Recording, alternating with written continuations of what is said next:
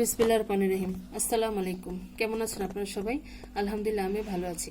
আজকে আপনাদের মাঝে আমি নিয়ে আসছি শালগমের রেসিপি। তো প্রথমে আমাদের যা লাগবে, এখানে আমি এরকম শালগম নিয়ে নিয়েছি। এরকম সাইজের শালগমগুলো এখন প্রচুর পরিমাণে শালগম কিনতে পাওয়া যায়। এখানে শালগমগুলোকে আমি কেটে এরকম আলু ভাজি যেরকম করে একটু ভারী ভারী করে স্লাইস করে কেটে নিয়েছি। কেটে আমি এর মধ্যে উষ্ণ গরম পানি দিয়ে এটাকে কিছুক্ষণের জন্য ভিজিয়ে রেখেছি। আর লাগবে এখানে মুরগির স্কিন, যেটা বলে আমরা চামড়া, মুরগির চামড়া একদম দেখুন এরকম স্লাইস করে ছোট ছোট করে আমি কেটে নিয়েছি। এরকম আমি আজকে এই চামড়া দিয়ে আপনাদেরকে এটা রান্না করে দেখাবো। আর লাগবে এখানে 1 চামচ পরিমাণ ভরে ধনিয়ার গুঁড়ো, 1 চামচ পরিমাণ আদা রসুন বাটা, পেঁয়াজ কুচি, কাঁচামরিচ, এখানে হচ্ছে আধা চামচ পরিমাণ জিরার গুঁড়ো, আধা চামচ পরিমাণ গরম মশলার গুঁড়ো। আমি গরম মশলা গুঁড়োটা দিব এই জন্য যেন এটার ফ্লেভারটা আরো ভালো লাগে, সেজন্য আমি এখানে গরম মশলা কিছু কম ব্যবহার করব। তো এখানে আমি এরকম দারুচিনি,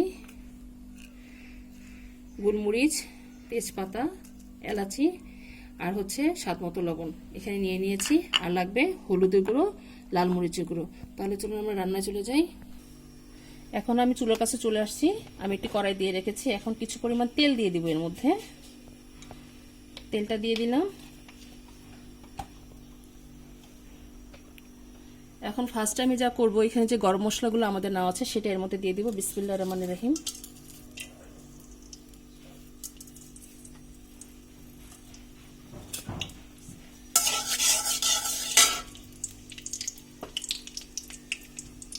পেঁয়াজ কুচিগুলো যেটা আছে সেটাও দিয়ে দিচ্ছি এখন।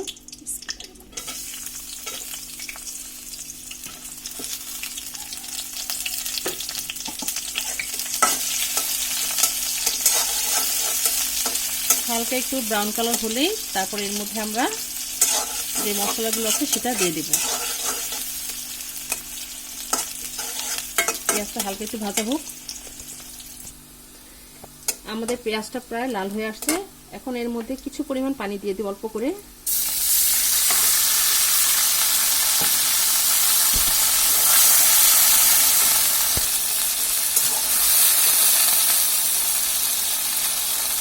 লাল মরিচের গুঁড়ো দিয়ে দেবো এখন 1 চামচ পরিমাণ ভরে। হলুদের গুঁড়োটা দিয়ে দিব আধা চামচ পরিমাণ।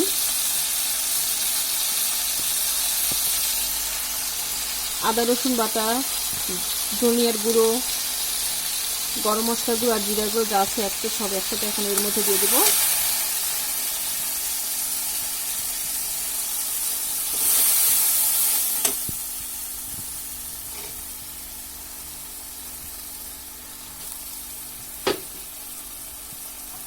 আর কিছু পরিমাণ পানি দিতে হবে অল্প করে, তা না হলে মশলাটা পুড়ে যেতে পারে। এখন এখানে যে লবণটা আছে সেটাও দিয়ে দিচ্ছি।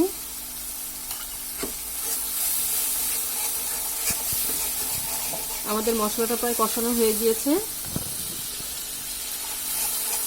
এখন যে আমাদের কেটে রাখা যে মুরগির স্কিনগুলো আছে সেটার মধ্যে দিয়ে দিচ্ছি।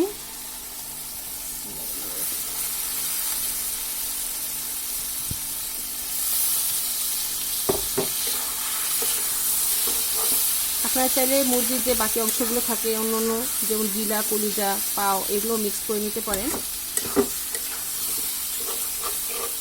আমি আজকে শুধু স্কিন দিয়ে রান্না করে আপনাদেরকে দেখাচ্ছি। শালগম তরকারি সবভাবেই খাওয়া যায়, মাছের সাথে, মাংসের সাথে সবভাবেই ভালো লাগে।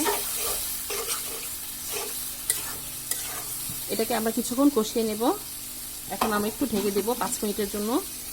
তাহলে আমরা এটাকে একটু ভালোভাবে কষিয়ে নিই। এখন আমি চুলোর কাছে চলে আসছি, ঢাকনাটা খুলে দেব। আমাদের যে চামড়াটা ভালোভাবে কষায় নিতে হবে। এটা যে কোনো মাংস ভালোভাবে বা যে কোনো তরকারি ভালোভাবে কষিয়ে নিলে এটা খেতে ভালো লাগে। আমাদের এই যে দেখুন অনেক তেল বের হয়েছে এটা থেকে, আমাদের এটা কষানো হয়ে গিয়েছে। এখন এর মধ্যে যে শালগমগুলো কেটে রেখেছিলাম সেটা এর মধ্যে দিয়ে দিব। বিসমিল্লাহির রহমানির রহিম।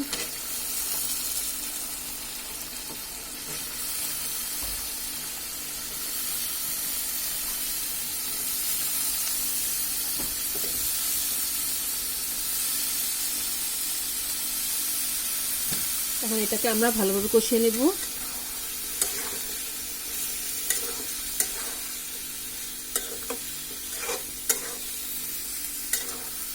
আমি গরম পানির মধ্যে যখন ভিজিয়ে রেখেছিলাম তখন একটু নরম হয়েছে, তাহলে সেদ্ধ হতে সুবিধা হয়। এটাকে একটু ভালোভাবে কষিয়ে নেব, কষিয়ে পরে সামান্য পরিমাণ পানি দিয়ে দেব। আমাদের এটা কষানো হোক। আমাদের শালগমটি প্রায় কষানো হয়ে আসছে। এই যে দেখুন, এখন আমি এর মধ্যে কিছুটা পানি ছেড়েছে।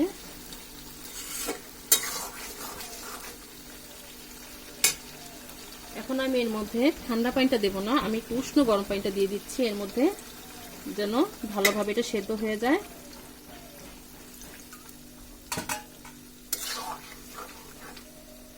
এর চেয়ে বেশি পানি আর দেব না, যেহেতু আমরা যখন এটা রান্না করছি এটা ভাজির মতন কিছুটা রান্না করব। একদম পানিটা টানিয়ে নিব, পানি থাকা যাবে না এর মধ্যে। এখন আমরা এটাকে ঢেকে দিই, ঢেকে আমরা সেদ্ধ হওয়া পর্যন্ত অপেক্ষা করি। এখন আমি চুলার কাছে চলে আসছি। আমি অফ ক্যামেরায় 2 বার নেড়ে দিয়েছিলাম। এই দেখুন প্রায় মিশে আসতেছে।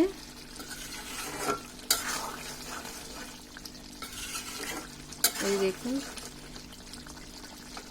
আর একটু গলবে আমাদের শালগমটা, যেহেতু শালগমটা সেদ্ধতে একটু সময় লাগে।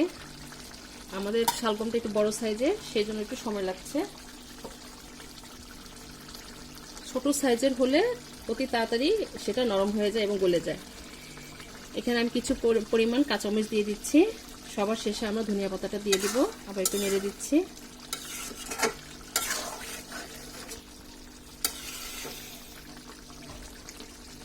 আবার ঢেকে দেব, তাহলে আর কিছুক্ষণ আমরা অপেক্ষা করি।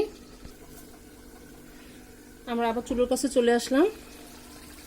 এই যে দেখুন আমাদের শালগমটি প্রায় সেদ্ধ হয়ে গিয়েছে।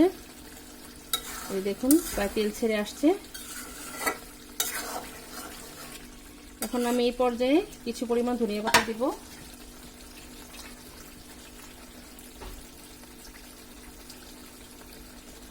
আমি কিছু পরিমাণ ধনিয়া পাতা নিয়ে নিয়েছি, আমি হাতে ছেড়ে দেব।